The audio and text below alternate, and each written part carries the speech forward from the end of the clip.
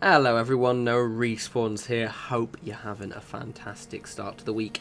So I've got quite a short video for you today. So this is the communist bunker that dropped on the Atom Store last week. Now this is an interesting one. This will be a shortish video, but I'm going to talk about a lot of stuff. Because this one was structurally not much for me to do. In terms of, like, you know, I tend to avoid making build videos which are literally me just going, right, I'm going to place two things down, cool, that's the video. So instead it's more of a completed tour rather than trying to pad it out unnecessarily. However, this one's been quite funny because there's a little bit of controversy surrounding this wee bunker. But let's just, let me show you where I am first. So we are just in the Toxic Valley, a place I built before. It's a really, really nice little location. There's the Pioneer Scout Camp. There is the crater up here, and here is Grafton.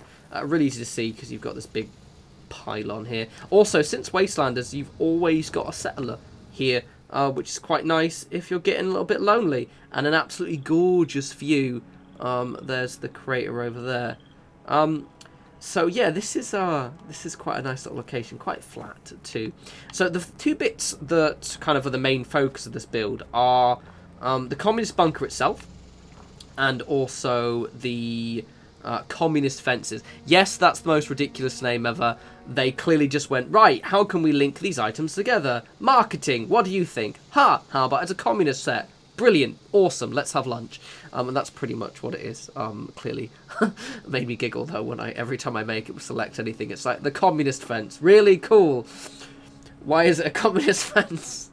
But it looks pretty cool. Let me just show you the fence itself, because the fence is very, very cool. Reddit, I noticed, or the internet in general, but Reddit notably, were having a field day with these two pieces, mostly for the bunker.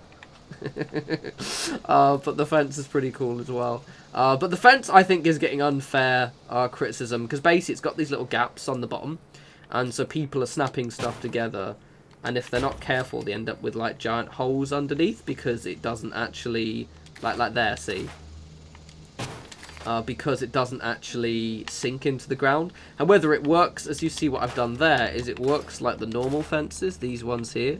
So all you have to do is, whenever you're building a fence, find the lowest point to start your fence, and then snap everything from that point. So see, I have no gaps underneath my fence, because the fact that I started, like, I think I started here, which is really low, and it meant that these bits just aren't, as you see right there, there's no gaps whatsoever. So it's just about just kind of factoring in the fact it doesn't sink. My main issue with this actually is that we don't have a gate, which breaks my heart a little bit. Also to note, if you didn't notice already, well, I've lost them. Where are they? There they are. They snap on at 45-degree angles.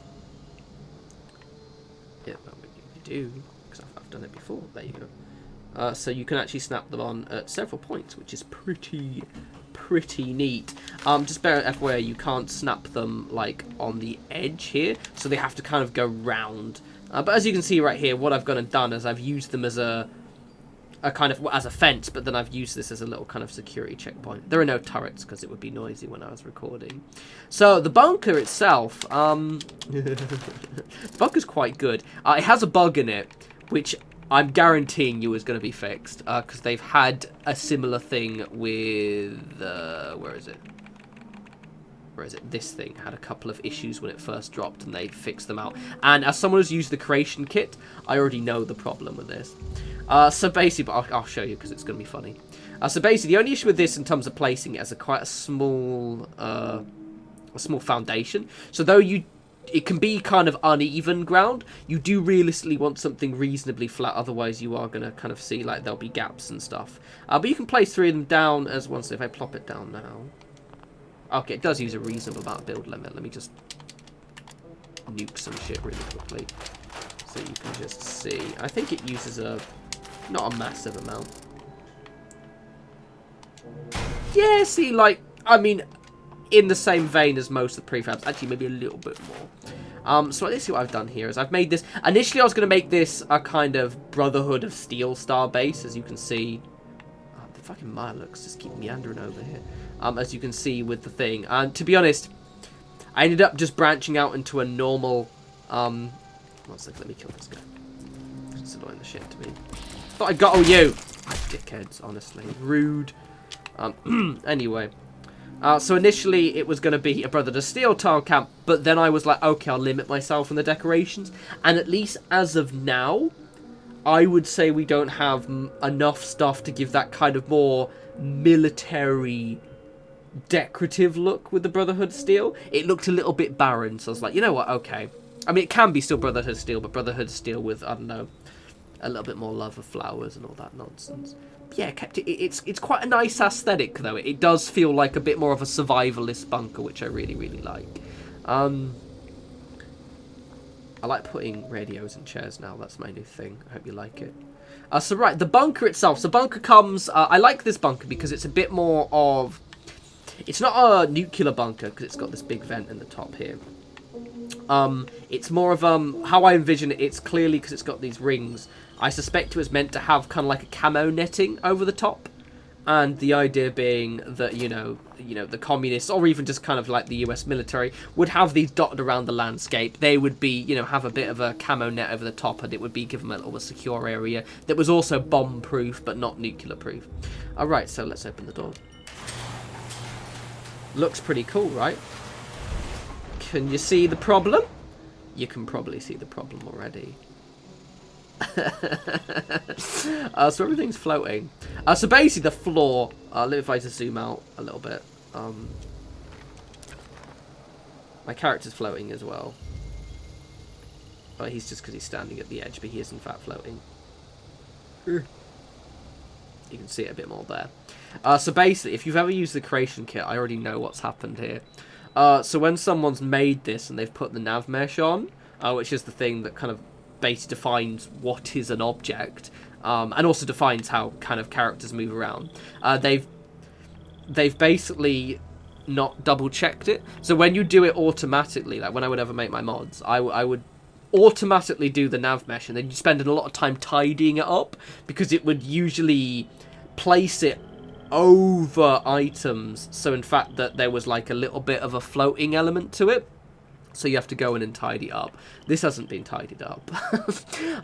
So I highly suspect it will be fixed in the next update. Because they said this thing here, the big garden, the greenhouse dome, which I haven't used in ages, I should go and try again at some point, had a load of issues when it first dropped. And they fixed them all. And it is just a case of just redoing the nav mesh, but it made me giggle quite a little bit. The internet was mad, especially Reddit, as you can imagine. Decoration-wise, outside of the floating floor, it's pretty straightforward. Obviously, given the fact it's curved on the inside, you kind of have to limit yourself to what stuff you can place in here. A lot of the bigger wall pieces will not. They'll just look a little bit silly because they don't bend or curve. There aren't curved posters in this. Due to the engine and that kind of stuff. But as I said, I was able to make it look quite, wholesome, and the carpet really makes it noticeable. Deliberately put the carpet in there so you could see it floating. So yeah, it's a good little kit, though.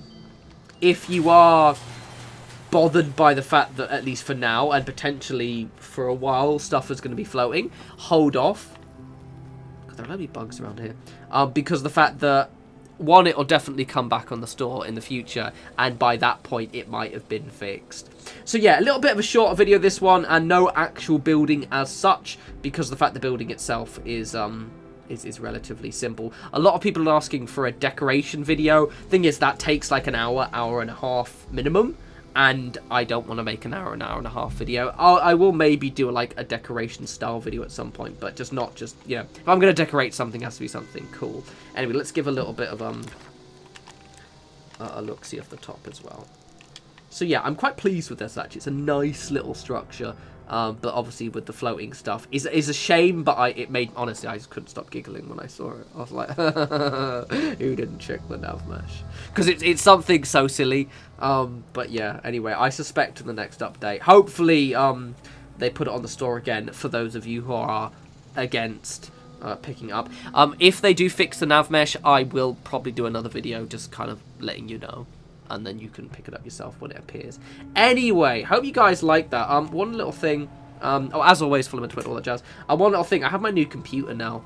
I've got the settings on maximum. It's still on my old monitor, so this is 1080p right now, but I'll have a 4K monitor hopefully on the weekend because it is payday on Thursday. I'm just going to pick one up off the Amazon and get it delivered to the flat. So hopefully the next video will be in glorious 4K resolution, but it is quite nice having a sexy new computer.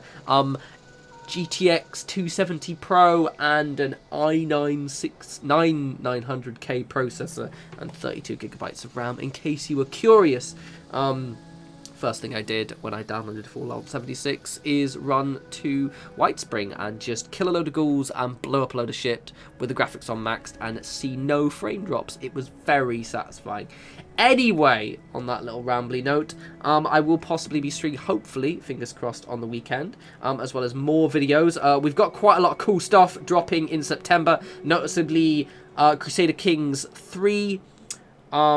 There's the new Nod game, which I think is either this week or next week, and obviously, as you're all very excited, the Necromunda game that's dropping soon, which I haven't mentioned once on the channel, but I'm going to be playing that a lot. But until that point, you guys enjoy the rest of your week. As always, follow me on Twitter at norespawns, and I'll speak to you lovely bunch soon. You take care.